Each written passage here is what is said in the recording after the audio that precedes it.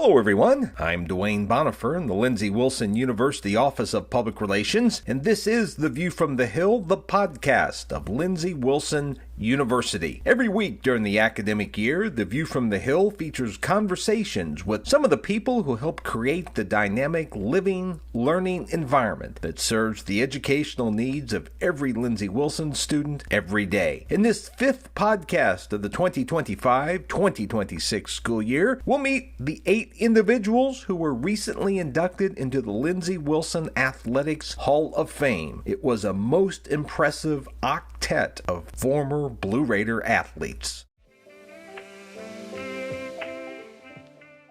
This year's Lindsey Wilson Athletics Hall of Fame induction ceremony offered a double header of Blue Raider fun. That's because the 2 classes were inducted this year into the Hall of Fame. 4 members in the class of 2024 and 4 members in the class of 2025. The induction ceremony was held on Saturday, September 13th in the university's Roberta D. Cranmer Dining and Conference Center. Entering the Hall of Fame in the class of 2024 were Jared Barnes for men's basketball, Trent Coffee for baseball, Andre Cooper for men's soccer, Jamaine Gordon for track and field as an athlete and a former head coach. Entering the Hall of Fame from the class of 2025 were Jill Lirbank-Almbaek Fitzgerald of women's soccer, Kirsty Marr Chapman, also of women's soccer, Brian Ombiji of men's soccer, and Ashley Rainey of women's basketball. First, let's meet the members of the class of 2024.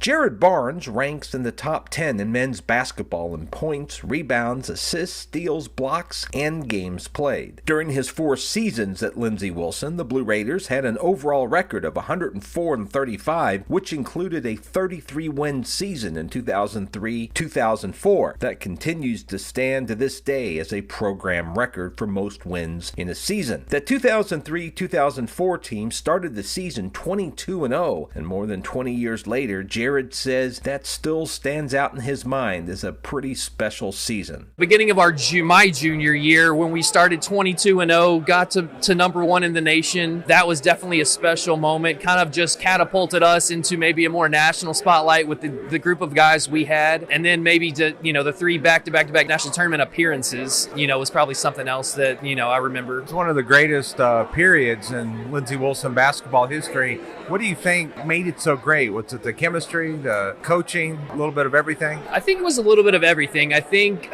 with Coach Peck and Coach Starks, the type of program and the way we played really fit the guys that we had on the team. We were a young group, but that core stayed together for a lot of years. And I think just as we grew, just each year we just built on that chemistry, on that core. And so we were able to put all those wins together that we got. What's it mean to be a Blue Raider Hall of Famer?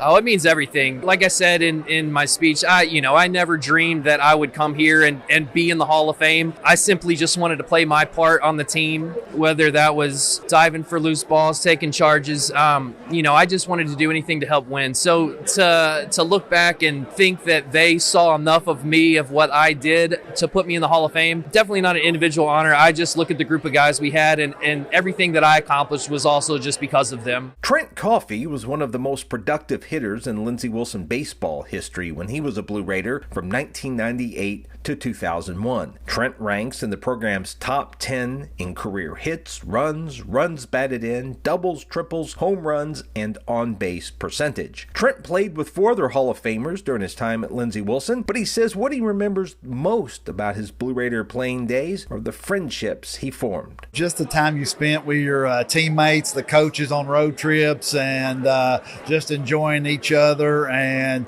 just playing the game we loved. I loved baseball. The guys I played with loved baseball, and that's what we enjoyed doing. You all had 5 Hall of Famers on that roster. Did you have a sense when you were playing that you were a special team? I knew we had good players. Hall of Famers, probably not, but I knew I did play with great ball players. I only got to play 1 year with Joey Talley, with Ray Torres, Gabe Shaw, Steve Dover, I think Randy Hale was another one. The 2 years or 3 years I got to play with them and the 4 years with Dover, I knew they were good. Now, I didn't know how I stacked up with that, but I knew they were good. And the quality you said you shared with a lot of your teammates is that you always want to come off the field dirty. Yes. As a ball player, baseball player, if you come off the field with a clean uniform, you didn't do much that day. I know Gabe Shaw and all our other players, we would want to take the extra base. We'd slide, we'd dive, we'd get dirty. We wanted to win, and you have to do those kind of things to win. What's it mean to you to be a Blue Raider Hall of Famer? It means a lot. It's something that I guess I've graduated 20-something years ago. I thought my numbers were good enough to get in, but I never thought I would. But being here now with a lot of my teammates, it means a whole lot. Andre Cooper played soccer at Lindsey Wilson from 2000 through 2003. He's one of 3 Lindsey Wilson men's soccer players to earn NAIA All-National Tournament team honors 3 times, and he helped the Blue Raiders win back-to-back national titles in 2000 and 2001. Andre says that 2000 title, which came in sudden death play, was memorable for several reasons. National championship in Albuquerque, New Mexico. Like I mentioned earlier, sudden death overtime. Sean Lee scored the winning goal. And President Lucky, he just joined the party after. So that was one of the greatest moments that I can remember. That was such a special team that year. Talk a little bit about what you all did to get to the national title. We had to work twice as hard as the other teams that we played. We had to pay attention to their strengths and really try to break down their weaknesses. Winning the way you all did in a national title took so much perseverance. You couldn't lose concentration. You couldn't lose focus in that sudden death. Thinking back on it, what was it that put you all over the top in that championship game? The encouraging words from Coach, during the break, after the first, 2 periods were over. Hey guys, this is it. There is no turning back. You have to want it, and you have to want it more than the other team. You were also part of history in Kentucky. I don't know if you know this, but it was the first college soccer game in Kentucky to be broadcast over the radio. And we were all listening to it back here on campus. So you were part of history as well then.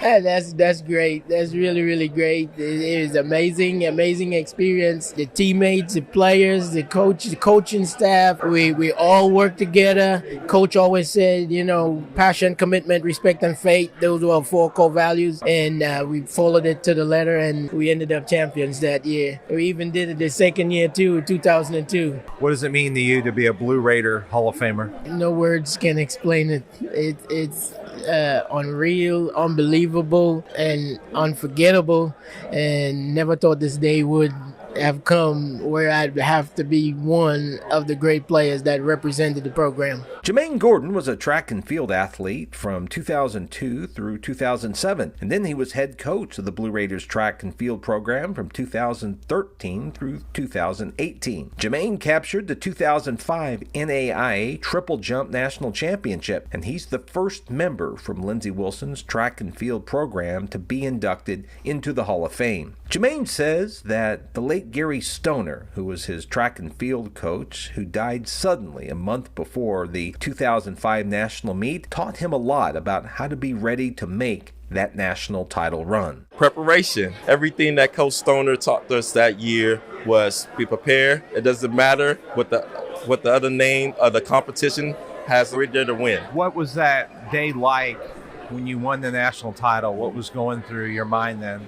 There was a lot of emotions, especially not having our coach there. So it was a lot of uncertainty, like how did we prepare? Luckily, I was the team captain. I said we prepared the same way that we've been doing all year that Coach Stoner's got us there. And it was an eerie feeling, and I could feel his presence. But when the job got done, it felt so relieved. I could breathe again.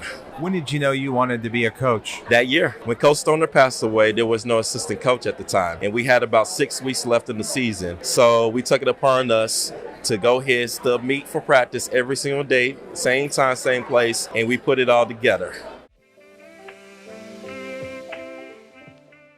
You're listening to the Lindsey Wilson View from the Hill podcast. I'm Dwayne Bonifer in the Lindsey Wilson Office of Public Relations. I'm talking to the 8 new members of the Lindsey Wilson Athletics Hall of Fame. And speaking of the Hall of Fame, the next time you're on campus, be sure to swing by the Crowley Student Union building. That's where you can check out the Lindsey Wilson Athletics Wall of Fame. The very impressive 65-inch touch video screen contains all 70 members of the Lindsey Wilson Athletics Hall of Fame, as well as information about all 20 of Lindsey Wilson's national championship teams, as well as some news about current Blue Raiders standouts. You can read more about the Wall of Fame in the news section of the Lindsey Wilson website, and that URL is lindsey.edu/news.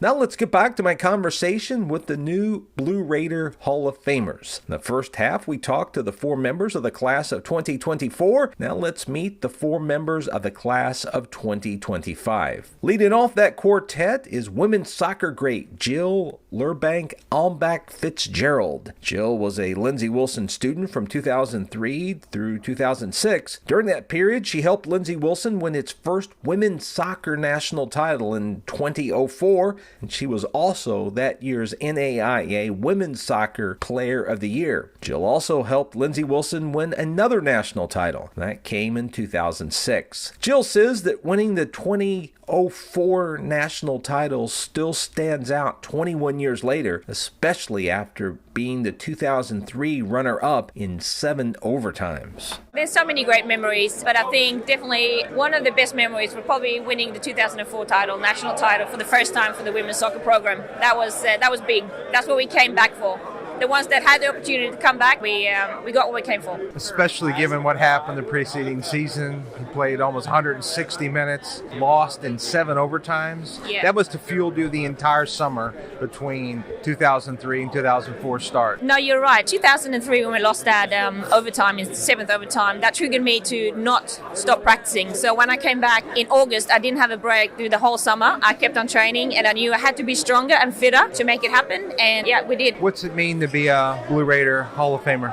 When I got the call in January that I was going to get inducted into the Hall of Fame, I knew it was big, but just being here on campus in the room with these people makes it even bigger. It's bigger than I ever imagined. It's huge. Kirsty Marr Chapman was on that 2004 championship team with Jill. She played her 2001 season at Lindsey Wilson before transferring to play for 2 years at the University of Memphis. Kirsty says that magical 2004 season still stands out in her mind. I have to agree with Jill. It would have to be the 2004 National Championship. During the season, there was a bit of a hiccup with the team. I thought our season was over with, but we came together as a team and we went undefeated the whole season and came home with a banner. When you came back that year to Lindsey Wilson and you saw this team that you were going to play with in 2004, did you have a feeling that it was going to end up a pretty special ending? I didn't know what to think. I just hoped it was going to be. I mean, like I said, with it being my senior year coming back, I wanted to be the best year yet,